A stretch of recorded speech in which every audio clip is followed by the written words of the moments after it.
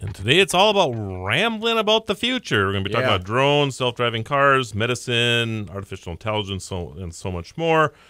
First of all, a big shout-out to Cara Mund. Yay! Miss North Dakota is now Miss America. We had an interview with the then future Miss America on one of our sister stations. Our buddy Jax on Hot 97.5 talked with her a couple of weeks ago. Okay. And the interview is now up on the website. As she's prepping to go to the Miss America contest. Indeed. Supertalk1270.com. Kind of amazing, actually. Yeah. So big shout out. I know a lot of people who listen to this show across the country. It's hard to imagine that we have a Miss America from North Dakota. Yeah. I mean, I just would have never dreamed. It's amazing. Well, they do tend to come from the red states, from the Bible Belt states. Yeah. As a rule. But I mean, it just is amazing to me. It's a wonderful, wonderful day. And I mean, you think about North Dakota has been crazy in the news. I mean, the president, of course, was here to our area in the last week. We now have a Miss America that's from our area here. I mean, this is the show originates out of the Bismarck, Mandan, North Dakota area, and here we are with that. Of course, today is also 9/11. Yeah. And by everybody, this is producer extraordinaire Jim Walsh. So, thank you. So do you remember where you were at on 9/11? I remember the most vivid memory I have. I remember all of it, but the most vivid memory was after the fact, that afternoon, sitting in a restaurant in my hometown, Wilmington, Delaware, with my brother, who at the time was home from grad school. And I was I was between jobs at the time. I had just tendered my resignation at a job in Wilmington to get back into radio. Oh, my goodness. Like the day before. Weird coincidence. And I remember the most vivid memory I have was sitting in that restaurant that afternoon, watching. Of course, they had a TV in the restaurant, and everybody was watching the replaying of the day's events. And I remember saying to my brother, Bill, I think today we've had a taste of the future. And the question is, what do we learn from it? Right. 16 years later, and this is not a joke, I wish I had an answer. I still don't think we do. I still don't know what we've learned from it. It's hard to know. I mean, all I know is that security is tougher in airports, and all of that stuff has made our lives more difficult. Yeah. But yeah, I don't think anybody can honestly answer that question, Jim. So yeah, it's interesting. It really is. Of course, we got Irma in the news today too. I mean, it's kind of a crazy day because all this stuff, is going on. I have family in Tallahassee. They kind of dodged the bullet. They did not get anywhere near the worst of it. I think by the time it got to Tallahassee, it might have already been downgraded. Right. But it still packs a punch. There's no doubt that it's impacting the whole state of Florida. Oh, yeah. It seems to me that maybe the Florida Keys are the ones that really got hit the worst as far as, and then, of course, our territories, Puerto Rico and the Virgin Islands, I think, were hit. I mean, they're devastated, actually. Well, the British Virgin Islands, last I heard, were hunkering down for the next storm coming in.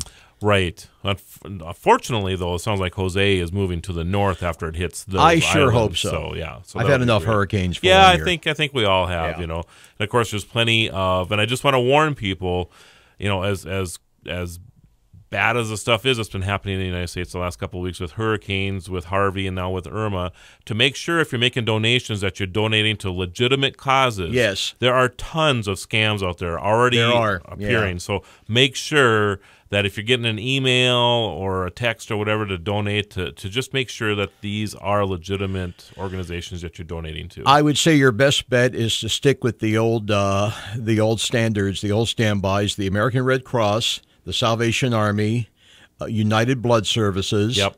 And if you want to help the pets and the animals, then I guess the Humane Society or the SPCA, any of those organizations, and they all have offices.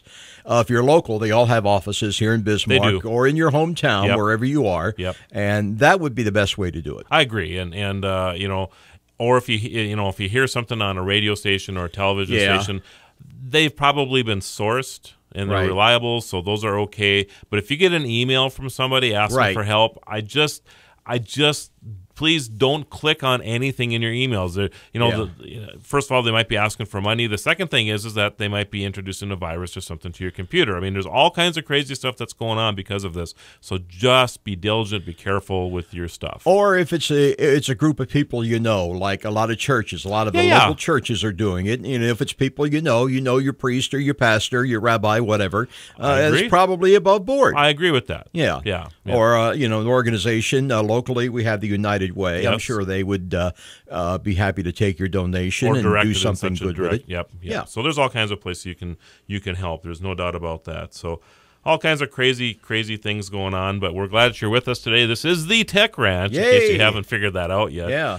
Apple is going to unveil the new Apple iPhone tomorrow. Okay. And it sounds like they haven't said for sure yet, but if you go by past history, that means that probably by the middle of this month, you will be able to pre-order an iPhone, and you can possibly see them in the stores showing up in the third or fourth week of this month. Now, what do we know about this newfangled gadget coming out? How much information do we have? So, again, this is by history. Yeah. The Apple 7 was a huge upgrade over Apple 6. So generally what they've done in the past is they'll have a big upgrade, and then the next one is just a minor, and then the next one is a major again. So if history proves us correct, they're like Star Trek films. Every other one is about a good right. one. That's about right. Yeah. So the Apple 8 will have some minor bug fixes, probably have longer battery life, that type of thing, but probably won't have significant features. But we could all be wrong. There's been a lot of talk about that they're going to offer augmented reality with this new version. Haven't heard for sure yet, but there's been a lot of rumors about that. And if that is the case, that could be something at least significant in the realm that they're offering it now. Yeah. So that'll be a big deal. The other thing is that they're going to break tradition and release 3 phones. They'll have the iPhone, 3 phones. The iPhone X, the iPhone 8, and the iPhone 8 Plus. Mm-hmm. I don't know what the iPhone X is, and I'm assuming that I'm looking at the piece of paper in front of me that the X doesn't stand for 10. I'm just saying. So now, how is it that such a big company with such a major thing going, how is it that they are able to keep all this a secret as well as they do? Well, I can't tell you how many times I've tried to interview somebody on this show from Apple. Right. I bet I've asked 100 times, Jim, and every one of them says to me that they would like to keep their job. Okay. So they have done. But still, you would think there'd be some deep throat guy somewhere. Somewhere. But our own government can't keep secrets this well. Well, that's the difference between a government and the corporate world, I guess. Yeah. I just think that they value their jobs, and they're concerned that if they actually say something, that they could actually get fired for it. That's dedication, though. That's real devotion. It is, and to be willing to do that, whether it's your job on the line or not. Right. I guess I can't say that they would get fired for it. I might be over exaggerating that a little bit, but they just. They love their company, and they don't want to give out its secrets before it's time to do that. So you got to love that about them. So yeah, that's a good thing. After the break, we'll continue our conversation. We're talking a lot about self-driving cars in the next segment, so you want to stay tuned for that. All right. Right now, 65. Here's Sean Hannity, weekday afternoons on Super Talk 1270.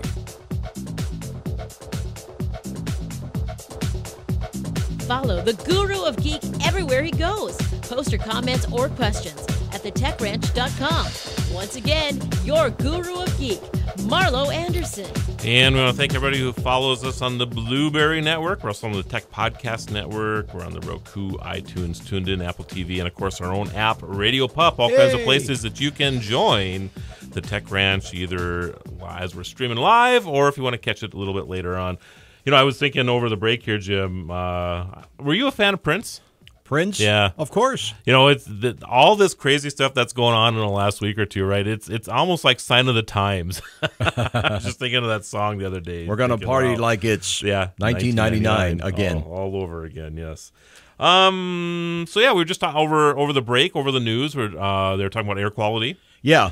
And there's actually a place that you can go to called AirNow, airnow.gov, I believe is the, yes, airnow.gov, AIRNOW.gov. And even though, the hurricanes have, of course, been just major news. Yeah. In fact, you can't even turn on the television. It's like there is no other news, right? Everything is about the hurricanes. And a lot of people sit back and they think, well, it doesn't affect us. Well, not directly, maybe, but it It will. affects everything. Oh, yeah. And we're going to see effects at our gas pumps and our citrus prices, and all of that stuff is going to impact us in the future. Okay. But, of course, the west part of the country is on fire. Yeah. Montana, Washington, some big fires in California right now. And so what happens is that, like in our neck of the woods here, like last night, for example, the moon was amazing last night. And, of course, the sunset was even more spectacular because we have all of this smoke in the air. Yeah. And, of course, we throw a little grain dust in there because it's harvest time as well. Fallout, you get, not radioactive fallout. Right.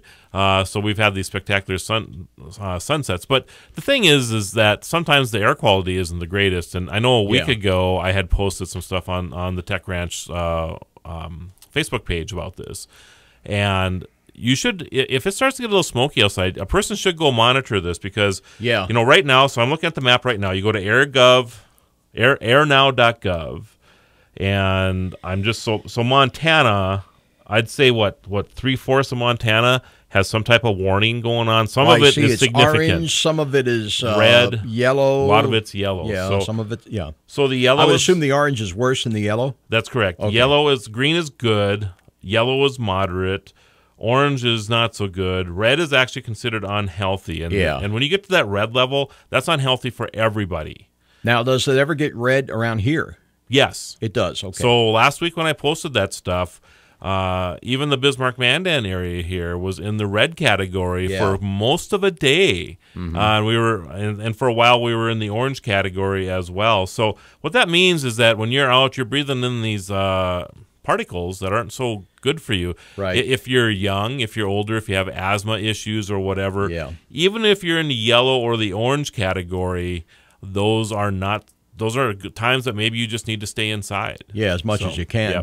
The other thing that I don't think a lot of people realize, and I found this out a couple of years ago when I was driving through Montana during another fire season, and got to Coeur d'Alene, and my car wasn't working so great, Jim. So it was time for an oil change anyway. So I went in and got an oil change, and they came out and they said, Mr. Anderson, you should probably replace the air filter on your car. And I'm like, I just replaced it 2 months ago. I was just shocked, and they came and showed it to me. It was actually screening out all the smoke that I had driven through. It was black, just absolutely black.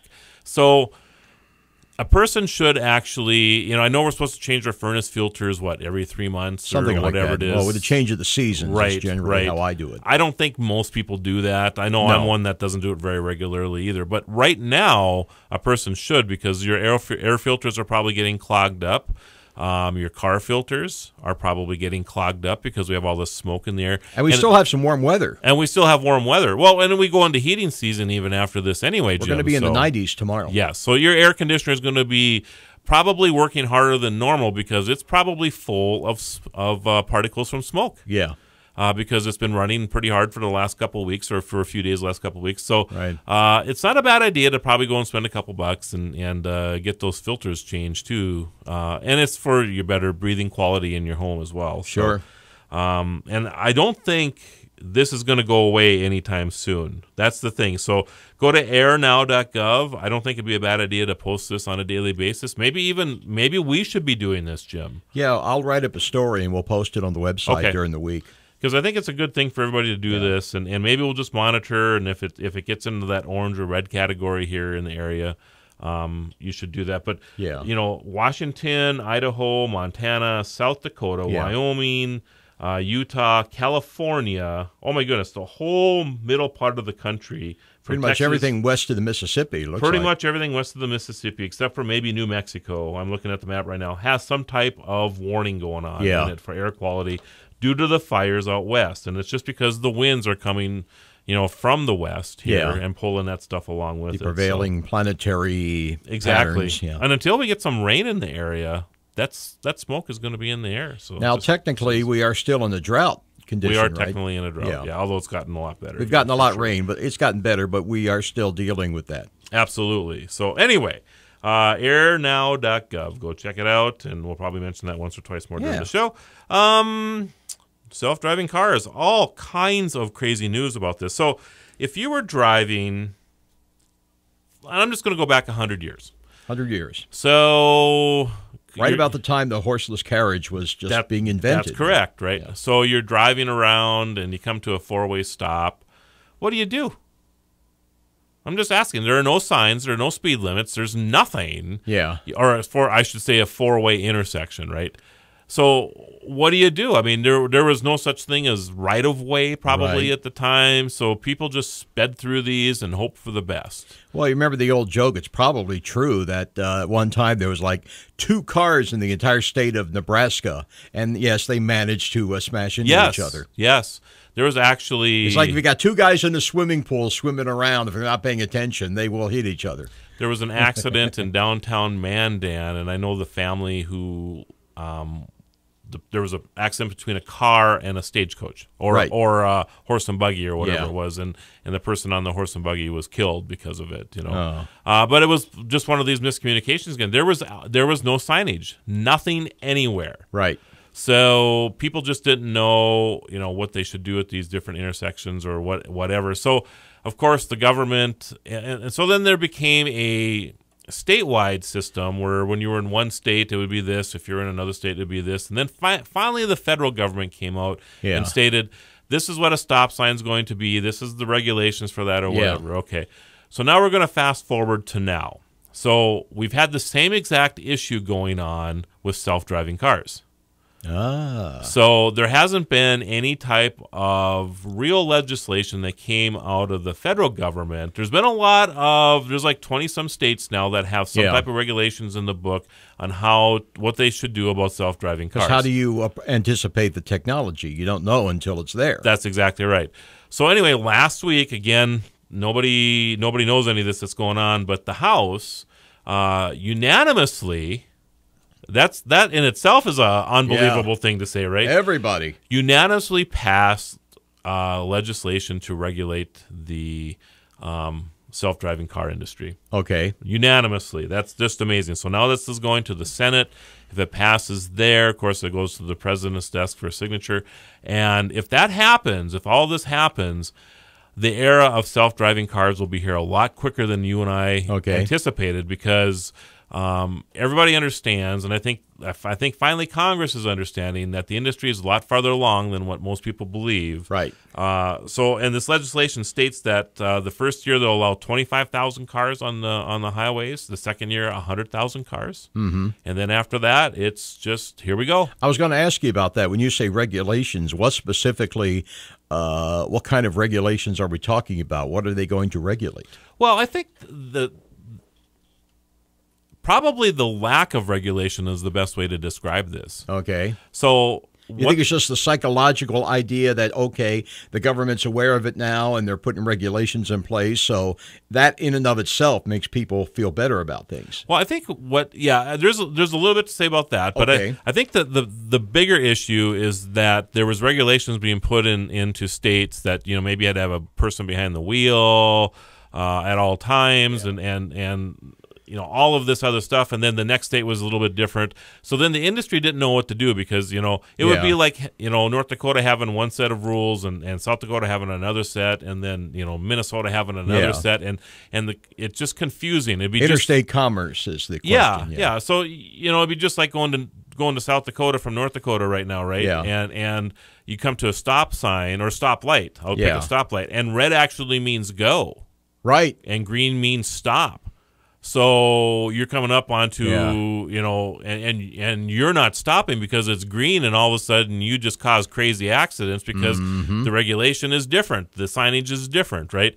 So what this has done is, and it states in the passage of, or what they've done in the House, that all regulation that's passed in the states no longer, you have to abide by the federal regulation now on this stuff. So which means, and so basically what it means is that self-driving cars have to obey the rules of the road. Yeah. It just doesn't matter who's driving them anymore.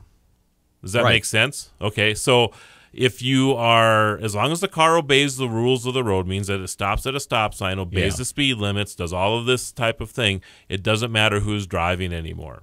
And that's what they have passed. Now, what I'm wondering, and I'm going to be, this is kind of a little bit of a devil's advocate kind of thing. You know, most of us, we play a little fast and loose with the speed limits. Absolutely we do. Most of us on the interstate, I'm not saying we should, but, you know, it's the real world. If you're tooling along to the interstate, usually you have like that little 5 to 10 mile per hour leeway. The old line, and, you know, of course, a policeman would never tell you this on the record, but off the record they'll say, you know, as long as you don't do more than 10 miles over the limit, you're okay. Right. Are they going to take that into effect?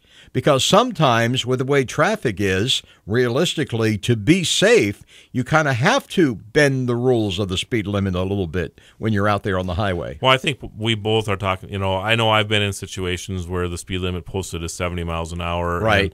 And I remember being in Chicago one time just a year and a half ago, and there are semis all around me. I'm like the only, in 8 lanes of traffic, there's, as far as you can see, a sea of semis, and they're all going like 82, 85 miles an hour. I am not going to be doing 70 miles an hour in that. Exactly. Just not going to do that. You know? So you're absolutely right about that.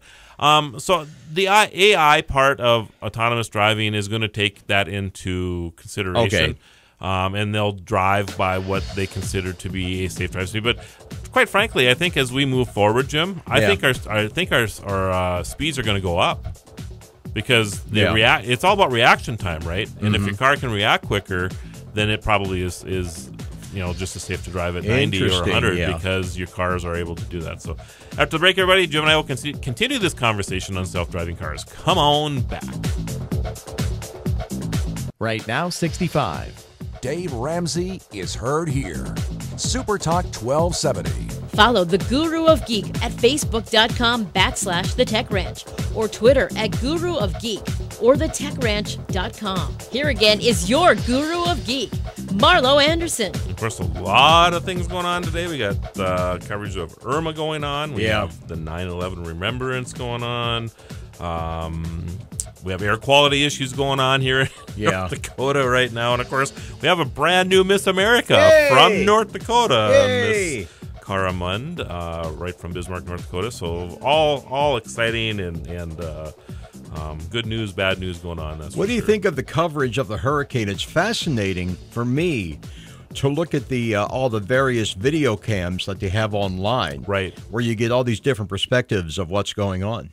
So that's something new to most people. It is something new, you know, and I guess, you know, we're kind of moving into that era, Jim. You know, so what was the name of the show? Arnold Schwarzenegger going to Mars. Total Recall. Yes, very good. They did a remake a couple of years ago. They did. I haven't watched the remake. No, me neither. That.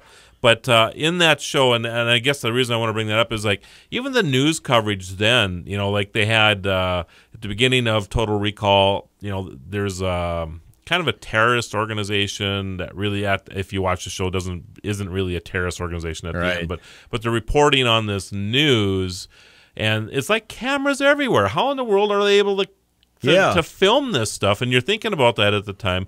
Well, we're almost at that point now that we have cameras everywhere. There's so much light on everything. It's just amazing. And it's only going to get worse. I mean, you know, there are plenty of businesses out there that probably don't have cameras around their perimeters yet or whatever. And it's just going to, the price of cameras are coming down so much now that it's just easy to install them and put them up. So I think you're just going to see more and more and more of that type of thing anytime there's an event that goes on. And of course, you and I, we all carry cameras too.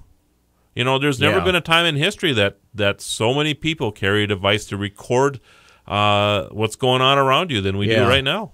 I mean, you think about the eclipse just 2 weeks ago. Right. And, you know, there's never as many eclipses as there's ever been, you know, and I would say up until the 1800s, every eclipse that ever took place was, the coverage of it was the same. You know, if they knew about it, people they were jumping out there up and down screaming it was the end of the world, basically. Probably. Some people were, and some people who were... You know, the Messiah was returning or whatever. Exactly. And how'd you record it? You drew it on a piece of paper, or you painted it or whatever, you say, well, it kind of looks like this. Yes, and then, of course, all of a sudden, then we have photography that kind of comes out in the 1800s. gets better and better and better. But as more and more people have cameras, more and more people are able to share information. Then we have the internet, then we can share that even more, and even more people have cameras to the point where almost everybody in this country carries a camera now. And so when you have an eclipse that comes along and the people who are in that path of totality, millions and millions and millions of photos were taken and shared online. So it's a different world. Right. By the way, I think the ancient Mayans, they were very good at tracking the eclipses. They were good at predicting They them. actually were, yes. Yeah. Certain societies were, certain weren't. So do you think there was a lot of hype with the hurricane? Hype? Yes. It's hard to say. I mean, I wasn't burned down on them, maybe because I have a personal interest, because I have family in Florida. So I have a lot of friends in Florida. So because of that, I would say that generally speaking, if you walked up and down the street anywhere in the country, I'd say easily 50% of the people you talk to are in the exact same situation. Yeah. They have family there or had family there or whatever it is. You visited there or whatever it is. So you have some tie to it, right? Well, plus I think most people are savvy enough to know that what happens there does affect us here. Yes. In some way, sooner or later. Right. So you don't think there was a lot of hype with it because of that, or do you think they were just kind of feeding our curiosity with it? This time I did not get the feeling that it was overkill. Sometimes you do. Even though it was 24/7 for 4 or 5 days. While it's happening, I think people are pretty tolerant of that kind of thing. It's when you still get the same information and they still play in the refeeds of everything that happened weeks and months afterwards. Like 9/11. I mean, when it happened, everybody wanted to know exactly what was going on. Well, we all thought 6 we months were at later. war. Yeah. Yeah, interesting. When people are trying to milk the dead cow, so to speak. Right. So do you think, I know we're getting a little off topic here, but because we have such availability to news now, do you think that it really matters that the wildfires, for example, in Montana and Washington and California that are getting almost no coverage, even though they might be impacting millions of people as well. Sure. Is it because people have access to information now, or do you think that it was just the hurricane was more sensational, so that's why they went that it can be a direction? diversion. And even with the hurricane itself, you always get complaints, so why don't they focus on the smaller towns? It's all about Houston or New Orleans or Miami. But what about, little, Podunk in the middle of Louisiana somewhere, some little town that is, wiped off the map practically, and you never hear about it. Right. And they've got a good point. They do have a good point. Because some skyscraper lost a couple windows. Yeah, they start talking about that, and here's 100 homes that don't even exist anymore. Yeah, so in a small town. So you're right.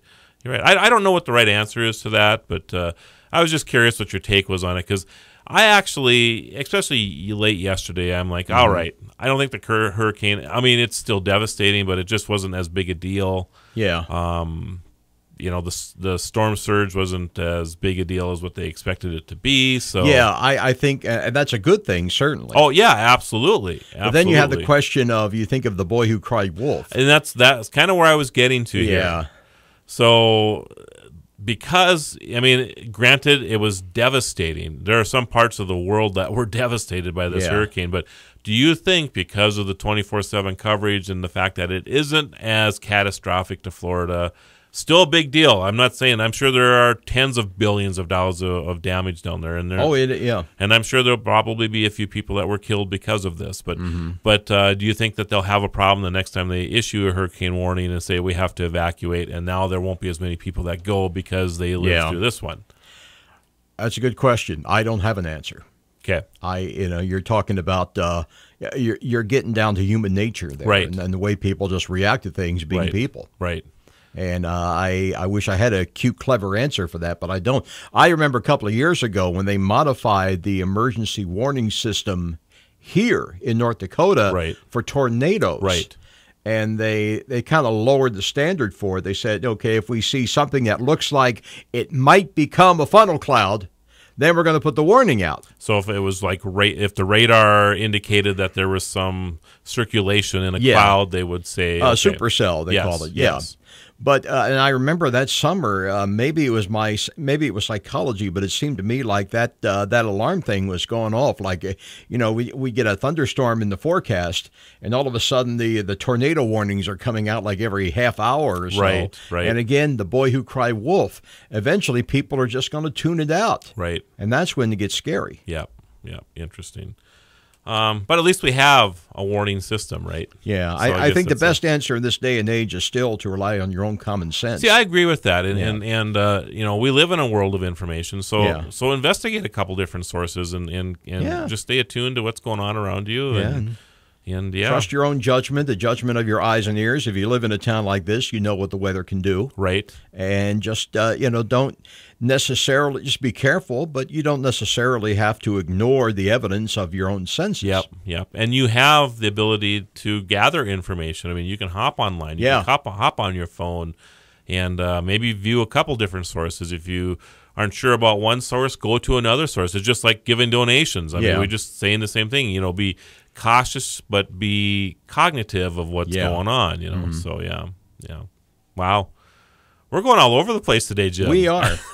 But it is kind of that kind of day, isn't it? Yeah. Well, it's the kind of age we live in. Yeah. Where we have to deal with all this information coming in. Absolutely. So I know we're coming up on our break here again. How much time I guess we are right there, aren't we, Jim? Yeah, we're just about there. Well, I promise people in the next section we will talk about more self-driving cars. I'll hold you to that. Yeah. You need to hold me to that, Jim, or I'm going to go off on some other tangent here. So, but we'll finish the rest of the show on self-driving. Come on back, everybody. Right Now 68. On Twitter, Facebook, online, and YouTube. supertalk1270.com.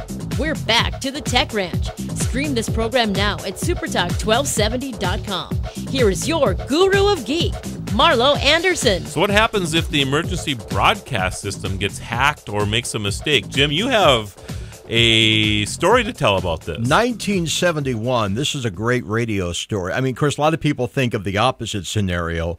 They think of what happened in Minot a few years ago, which was a tragedy. Right. Where, for various reasons, which we're not going to rehash here at this time, there was an emergency and the alarm didn't go off. Right. But this was kind of the opposite. This was a case where, in 1971, somebody sent out the wrong information. And there was a national alert, a national attack alert that was sent out over what they used to call the emergency broadcast system. Right. This is a test, that thing. That's right. Which we still have a variation of. Nowadays, it's called something different now. We have a different noise, in fact, the noise we have. But what happened was, it was on a Saturday morning in 1971, in, I think, January. This thing went out, and here's the thing. The punchline of this, what's not a joke, really, but the punchline is that only a handful of stations, like maybe half a dozen across the entire country, actually signed off the air as they were supposed to and actually broadcast the warning. One of them was a fairly big station in Indiana, Fort Wayne, Indiana, which had a big signal, and they did it. And there's a recording of it on YouTube. Just enter, false alarm 1971, Fort Wayne, Indiana, and you'll go to the recording of the station actually signing off. And I'm not going to play it here because, I don't want people to, tuning in to get the wrong idea. Yes. But then I remember I was in high school at the time. Years later, when I was in college, I talked about this with the program director of one of the radio stations in my hometown when I was learning the business. And he said, the thing is, you get something like that, and he said, we got to hear. And we opted, we assumed, we prayed, we hoped that it was just some kind of test. Right. Because the thing is, if you put something like this on the air, you are going to scare the living daylights out of a lot of people. Right. And you can make the argument that despite what the government may say, statistically, you're doing more harm than good. You're just going to create panic. You're going to have people. It's going to be like the day after with all the people, running around on the streets before the bomb falls. And statistically, you could ask yourself whether they'd be safer not being warned. Right. And you think of all this with something like the hurricane. That also comes into play. So And so it's amazing that only a half a dozen or so stations actually followed. There's like a station in New Mexico and one in Indiana, just remote corners of the country. They signed off. So everybody else said, "Well, it's got to be a test. It's got to be." And if it isn't, what does it matter? That was a mistake that got out. So this one is a hack. So of course, in the day that we live in, there are potential hacks. So this happened in Montana. Oh, not too far away. And middle of the afternoon, what's formerly known as the emergency broadcast system displayed this. Civil authorities in your area have reported that the bodies of the dead are rising from their graves and attacking the living. Woo! Follow the messages on screen that will be updated as information becomes available. Do not attempt to approach or apprehend these bodies as they are considered extremely dangerous. See, they wouldn't have to tell me that. It was a zombie apocalypse. I love it. That they were going on. And it goes on to say, so this happened in the afternoon during the episode of the Steve Wilkos show around Great Falls, Montana is where this happened at. And, it almost sounds like a Halloween prank, like the Orson Welles thing, right? Where they put it on as sort of a dramatization, and people took it seriously. Yes, and of course that actually happened back in the day. Yeah. But what's so funny about this is that the TV station that they called here for information on this, actually, according to the GFPD, Great Falls Police Department, Lieutenant Shane Sorensen stated that we had 4 calls checking to see if it was true. Oh, man. And then he goes on to say, and then I thought, wait, what if? Yeah. Because it's just kind of crazy, right? Yeah, you hear something and your common sense tells you, oh, that's ridiculous. But then you go, right. Well, wait a minute. Wait a minute, yeah. I mean, it is. And there's actually a warning. And so maybe a lot of people got rabies or something in there. So they had to put out an official report. We can report in the city there have been no sightings of dead bodies rising from the graves. So anyway, and they did, I think, actually apprehend the people who were behind the hack. That's it's funny, but it's also a little scary. It's a little scary that it's possible people can hack into these systems and do that kind of stuff. Yeah. So anyway, back to self-driving cars. There's just a couple other things I wanted to touch on. The reason that they've been pushing I won't say so hard to get this legislation through is that road deaths are on the rise. They are. Yes. Related to driverless automobiles, you mean? No, related to, and this is the reason that they're trying to push this through, because to combat this, it's not just that we have people who are under the influence driving vehicles now. Unless as Jim holds up his phone. I guess they are under the influence of their smart device. Tweeters and yes. So U.S. road deaths rose 7.7% in 2015. Yeah. 7.7%. The highest annual jump since 1966. When more than 6.3 million were injured and in 2.44 million crashes. So the reason that our death tolls and our accidents are rising is because we have another little thing called our smart device or a cell phone that's been introduced. And they feel that the only way they can combat this is by getting more automation into vehicles. So that's what it boils down to. Yeah. It's a safety thing. Human error accounts for 94% of all crashes. Bingo. 94%. So you eliminate the human factor, and hopefully you won't have that problem. Right. So, and everything that I've ever read, everything I've ever, talked to or whatever, almost everybody says that if we were fully autonomous on our roads, that we would reduce accidents by at least 90%. Yeah. 90%. So instead of having 40,000 people a year die on our roads, we're talking 4,000. It will be as uncommon as an air crash, I'm hoping for. And I think it will be, I think, someday at this rate. So, and with that, so there's been some new technologies. A new company called Atasky out of Israel have developed what's called the FIR sensor. It's a far infrared.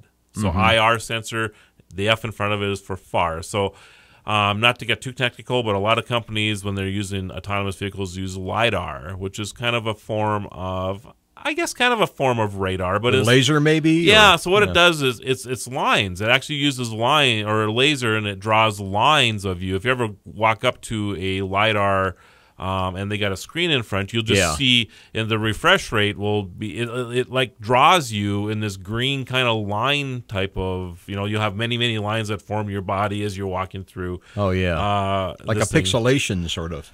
Except that it's lines. It's lined, okay, yeah. So it's a Isn't that how a TV works, though? At one time. Line, vertical line. That's exactly right, yeah. Cathode ray on, and all that. lines per inch. Yeah. LPI, yeah. So anyway, this new company has brought this out. They call the technology Viper. It will help bring vehicles with level 3, 4, and 5 autonomy features to the market faster. Yeah. Because these are low-cost sensors. And that's probably the other thing, too, that people are really afraid of, is that our cars are going to cost so much more. But actually the price of cars in the last few years I don't think have gone up a whole lot. It's just that the features have gone up a lot in these vehicles. Adjusted for inflation, no, they haven't. Right. Yeah. And I think what's happening is that as these technologies, and I'll just pick on a mirror, the rear view mirror. Maybe at one time it was like $100 to replace the rear view mirror if you broke it. I don't know what the price is. I'm just saying that's what it is. I have no idea. Right? Yeah. Now that rear view mirror comes with like OnStar or Uconnect or whatever it is. It's got a dimming feature built into the new ones. I just bought a brand new car. It's got all this stuff built into it, and the replacement value is still $100. Yeah. So, they just keep adding features into these devices, and so it doesn't cost a lot more. I think that's what's going to happen with autonomous vehicles. I was going to say at the same time, though, the technology is getting better, so in some areas the price would be coming down. Like, remember when you'd have to pay several $1,000s for a cell phone. Right, which you're holding in your hand again, where now it's just, $400 or $500. Exactly. And it has a crazy amount more features than that $4,000 phone ever did, because that $4,000 phone only made phone calls. I mean, basically, I can walk into any cell phone store, and for under $100, I can walk out with everything I need. Well, that particular phone that you and I are carrying probably costs a lot more than that. We get a special rate because of what we go through. Well, that's what I mean. Yeah. But you're right. I mean, you can go to a superstore and pick up an Android phone for under $100 that has amazing features on it. Absolutely. So how soon do you think it'll be before we see a lot of these driverless vehicles on the highway? What's the timeline? I don't think it's going to be much longer. I think you're going to start seeing some appear pretty shortly. And it's 2017. My guess is by 2020, 2021, you and I are going to be able to go buy at least a fairly autonomous driving or vehicle. This is coming at us a lot faster than you think. My guess is we'll reach a tipping point where just literally overnight it's going to seem like they're all over the place. I agree. I absolutely agree with that. I know that Ford, for example, they haven't released their stuff yet, but I talked to an engineer the other day. Yeah. They state that they're farther along than any other company in the world. Wonderful. So anyway, all right, Jim, pleasure as always. Always a pleasure, sir. Have a great week, everybody.